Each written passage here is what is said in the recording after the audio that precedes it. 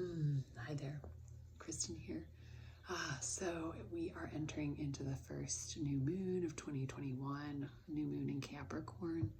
And I wanted to do a card reading for the collective. This is really big energy after 2021. Lots and lots of new and limitless and infinite possibilities await us. And I think there's a huge invitation right now to really embrace the energy of rebirth, the energy of transformation. Yeah.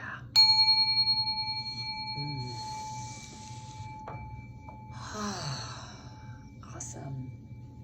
So I have the Animal Spirit Oracle, the Earth Warriors Oracle, and this Work Your Light Oracle.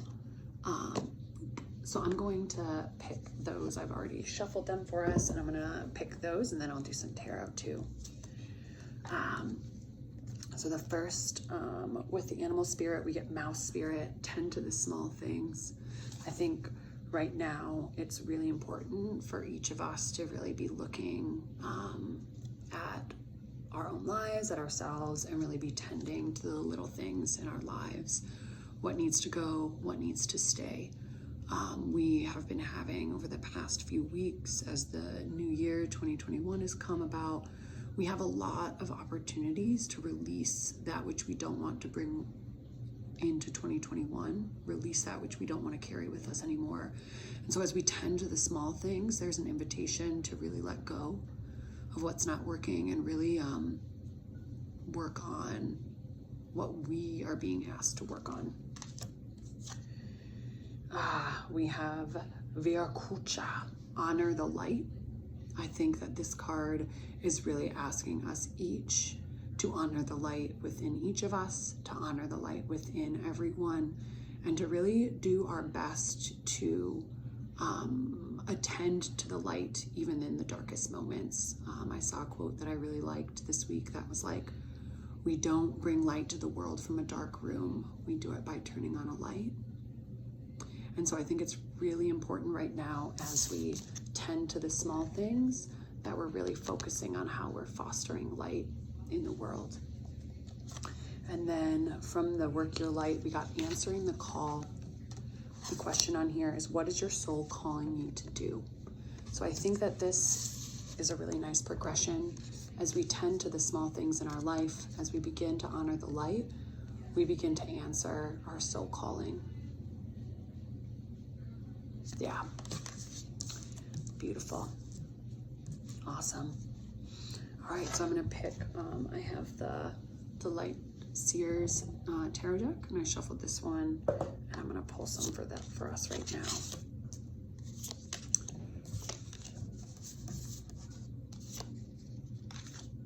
I'm going to name, I don't really read cards in the reverse position. I feel like, yeah, I just don't.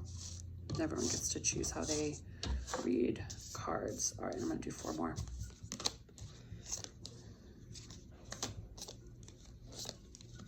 Ooh, this is really exciting.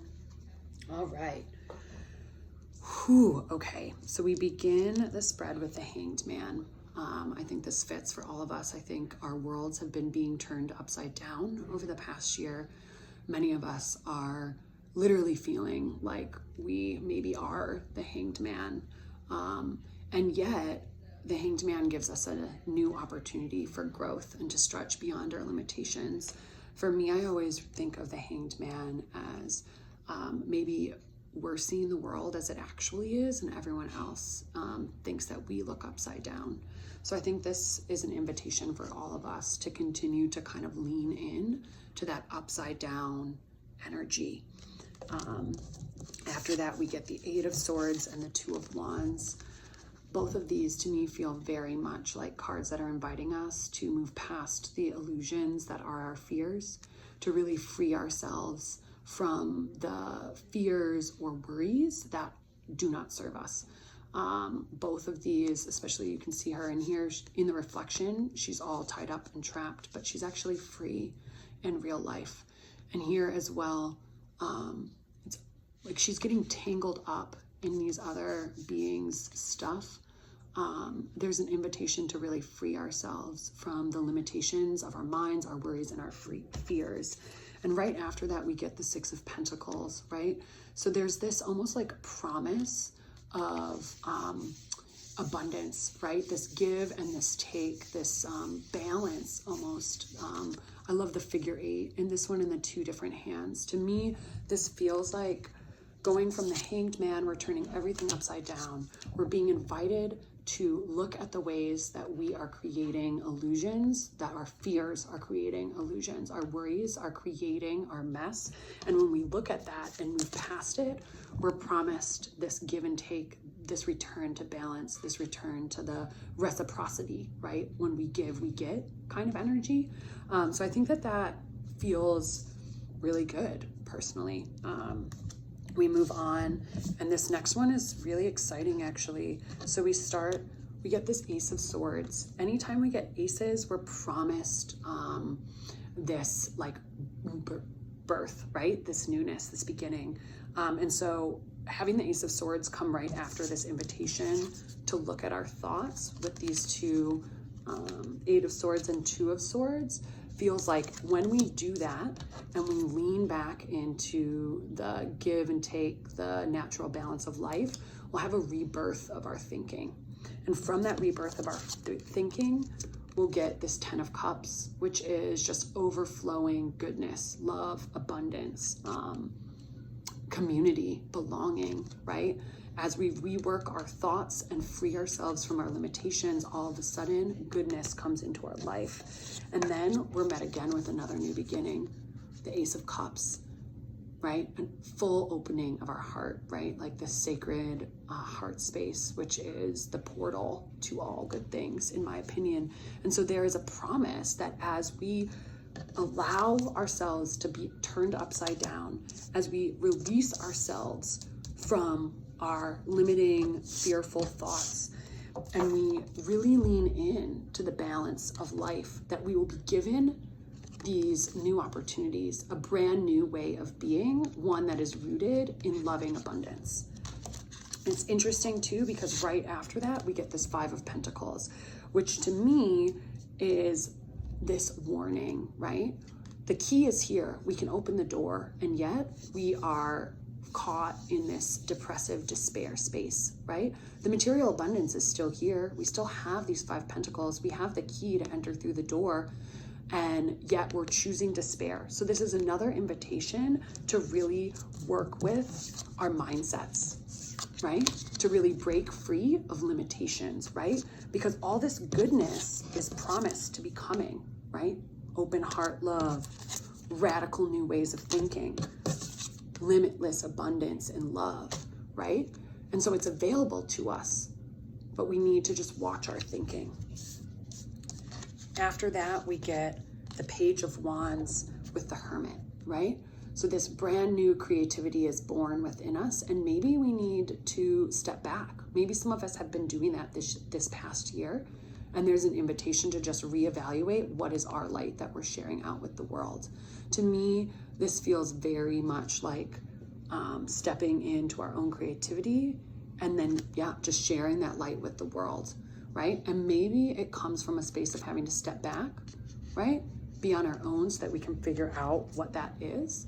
But that just tells me that, we might be feeling like despair feelings, but just keep stepping into the creativity and maybe view the time that we have as a gift to foster our creativity. Right after that, we get the Fool, which almost every reading I've been doing over the past few days has included the Fool, which I think is really exciting because the Fool is a promise of a new beginning. To me, the Fool, and especially the way that this one is depicted, the Fool to me feels like that person who is following their intuition and following their heart.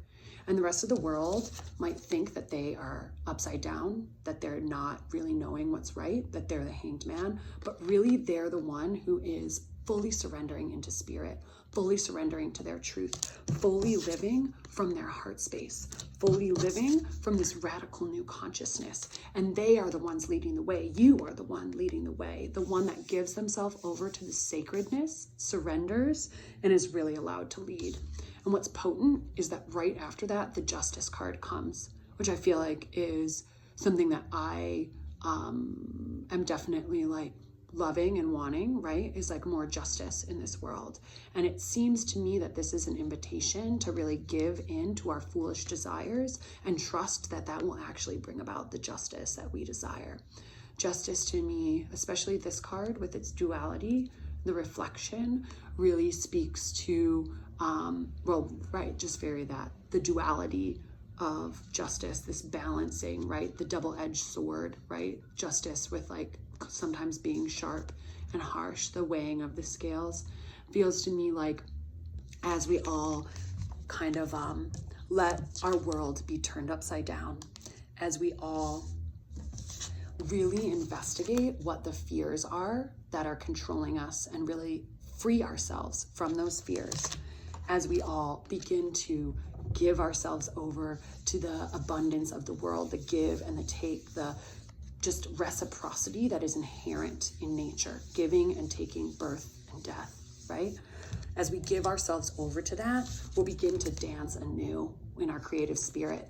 We'll begin to really connect with our own inner light and share that with the world. Through that, we're going to be brought all this abundance and success and love, and we'll have new ways of thinking, open hearts, loving hearts.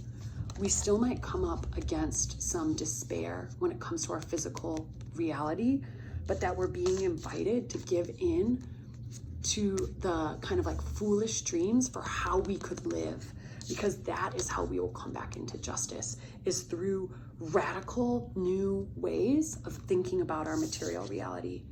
Look at this, like creative individual dancing with life, right? And then we come after the Fool. We're led to the King of Pentacles and the Five of Wands, right?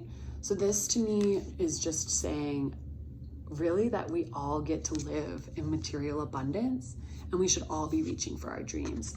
This card very much feels like all these different folks are reaching for the light. And maybe in our current worldview, it seems like only one person is allowed to get there. But my feeling is that there's enough light for all of us, and that we each need to walk our own path and reach for the light. And sometimes we'll fall, and that's okay.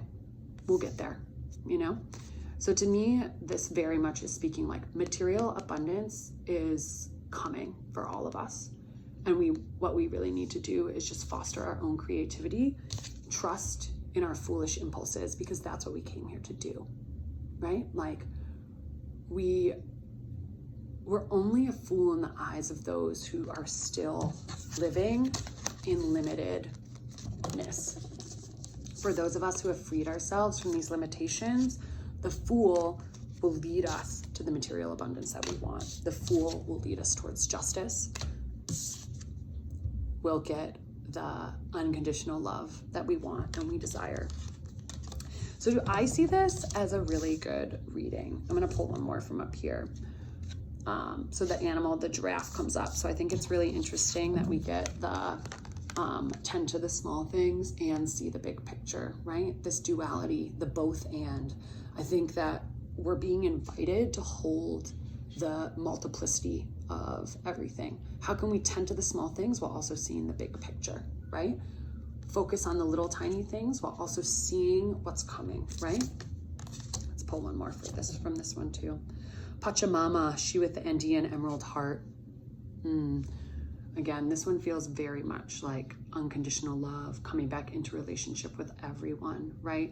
Unconditional loving heart. That is very much speaking, I think, to this right here.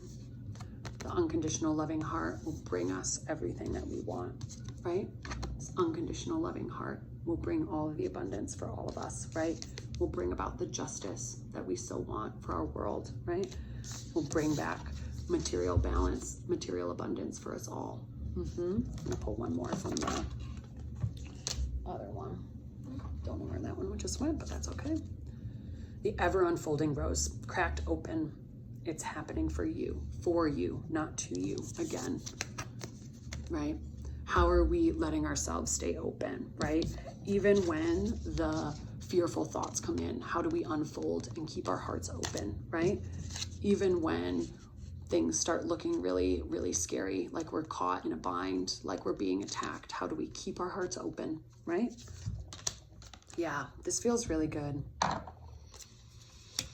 Yeah, I think the invitation really is, how do we continue to see abundance even when it feels like we might be fighting in the rat race, even though it might feel like we have limited options, even when our mind is convincing us that there's nothing else that we can do, that this is the only way. How do we trust in the limitless abundance that flows from our hearts? How do we attach to radical new ways of seeing the world? How do we stay aligned with our own inner light, right? How do we trust in the ever unfolding give and take in abundance in the world, right? How do we give in to our foolish tendencies so that we can fully express our creativity and become the King of Pentacles, right? And live in material abundance, every single one of us. Yeah. And how do we, trusting that it will bring justice, right? Trusting that we will get our balance back, right? That harmony will once again come, but we need to honor the light, right? We need to tend to the small things while also seeing the big picture. We need to answer the call that's inside of our hearts. We need to let ourselves constantly unfold and open up to each other. Yeah. Everything is being turned upside down in the best of ways. How do we let that open us up?